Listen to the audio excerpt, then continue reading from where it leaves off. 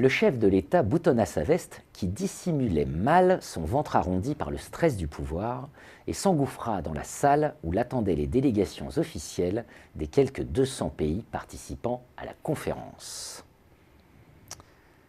Le mot d'ordre du gouvernement français, placer la conférence sous le signe de l'exemplarité environnementale. Jean-Pierre Ross, bonjour. Bonjour. Petite perturbation climatique sans gravité, aux éditions Tangerine Nights. Un petit ouvrage absolument délicieux. Donc, Sébastien Labattu, votre personnage, a trouvé le moyen de faire la pluie et le beau temps. Rien que ça. Rien que ça. Voilà de ce dont on va parler sans évidemment dévoiler ni totalement l'intrigue. Voilà, l'intrigue c'est celle-ci. Le point de départ, c'est ça, c'est cette invention d'un vigneron provençal à la retraite qui, dans les années 1995, trouve dans son garage un procédé qui permet de faire à volonté la pluie et le beau temps. Il s'est battu toute sa vie contre les éléments climatiques qui perturbaient la culture de sa vigne et la qualité de son vin. Et arrivé à l'âge de la retraite, il fabrique ce procédé, il l'invente. Et il espère que ça va servir aux générations de vignerons après lui, qui auront moins de problèmes que lui pour maîtriser les éléments climatiques et faire du bon vin. Et là, il va vivre avec les villageois des aventures absolument extraordinaires qui vont l'amener jusqu'au Conseil de sécurité. Absolument. C'est ça, hein. Et évidemment, son invention est d'une portée telle que il va vite se trouver débordé par ses conséquences, qui sont planétaires. Elles sont provençales d'abord, françaises ensuite, internationales, et comme vous le dites, il va se retrouver dans le Conseil de sécurité des Nations Unies. Avec cette idée tout à fait charmante qu'on ne chahute jamais tout à fait impunément un désordre établi. Oui, c'est exact. Rendez-vous compte, c'est presque le mythe de Prométhée. Faire la pluie et le beau temps, c'est se substituer à Dieu d'une certaine manière. C'est bouleverser l'ordre établi sur la planète entière. Le désordre établi. Vous évoquez le désordre établi. Absolument. Alors c'est évidemment le point de départ de conflits entre les hommes. Il y a ceux qui voudront du soleil, ceux qui veulent se baigner et qui sont en vacances, et puis ceux juste à côté, au même endroit, qui veulent de l'eau pour faire pousser leurs fruits et leurs légumes. Bien sûr. Et ils vont s'affronter. C'est le début de la zizanie. C'est la substitution au désordre climatique d'un autre désordre climatique, humain. Enfin, le Conseil de sécurité va devoir s'en mêler. Avant d'arriver au Conseil de sécurité, on passe par l'Académie des sciences avec des moments d'anthologie. On passe aussi à l'Assemblée nationale. Oui. Et là, vous nous faites un...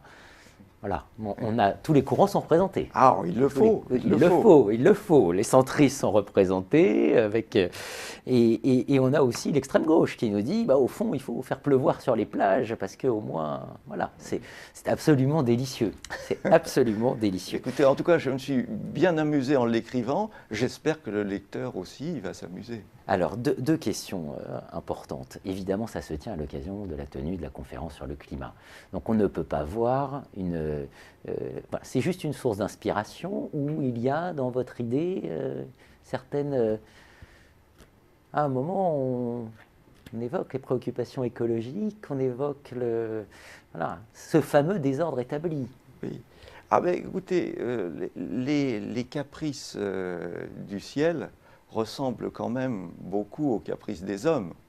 Ou pour dire ça, ce sont plutôt les caprices des hommes qui ressemblent à ceux du ciel. Et donc, à travers cette invention, on peut évidemment aborder beaucoup de choses, beaucoup de thèmes. Bien sûr. Et puis cette invention et les résistances qu'elle rencontre, parce qu'on a tous les affres de la création, la notoriété, la conquête de la notoriété, qui va transformer la vie de Sébastien Labattu et de son entourage, et puis les affres de la Absolument. notoriété. Absolument, c'est l'ordre établi qui se trouve complètement bouleversé. Alors vous me faisiez la confidence que ce manuscrit est en fait très ancien. C'est exact. J'ai écrit ce livre, en tout cas l'essentiel du point de vue du contenu, il y a presque 20 ans maintenant. Il est peut-être important de rappeler que vous êtes aujourd'hui médiateur de la région Île-de-France, que vous êtes conseiller d'État honoraire. Oui. Donc c'est... Voilà. Et j'étais entre deux affectations, justement, à l'époque. Je venais de quitter Air France et j'ai disposé d'un peu de temps libre pour satisfaire une vieille envie que j'avais d'écrire, et notamment sur ce thème du climat, parce que finalement, le temps qu'il fait, c'est le sujet de conversation numéro un dans l'humanité entière, et probablement depuis très longtemps. L'une des premières choses ou la première chose que vous faites quand vous vous réveillez le matin, c'est de regarder la couleur du ciel. Et puis quand vous descendez, le premier mot que vous allez dire après bonjour, c'est j'ai froid, ou il fait chaud, ou je me demande s'il va pleuvoir, ou c'est le temps qu'il fait.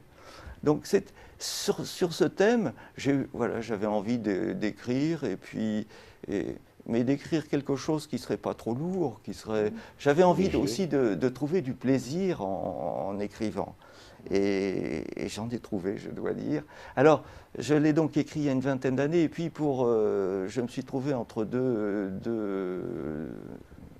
prises de fonctions qui m'ont obligé à abandonner un petit peu la recherche de l'éditeur.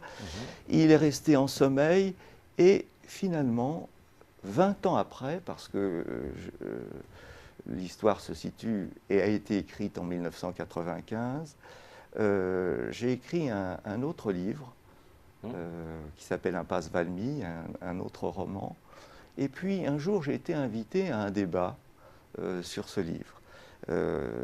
Et à la fin du débat, une dame est venue me voir en me disant j'ai bien aimé votre livre, est-ce que vous auriez d'autres manuscrits? C'est là que vous avez proposé. Voilà, et j'ai donc proposé ce livre. Pourquoi il y a 17 ans avoir choisi ce thème? Je vous l'ai dit, le temps qu'il fait, le climat, c'est pour moi la manière de parler de tout. Ce sont des lunettes qui sont les lunettes de la vie quotidienne pour aborder des sujets qui sont éternels, au fond.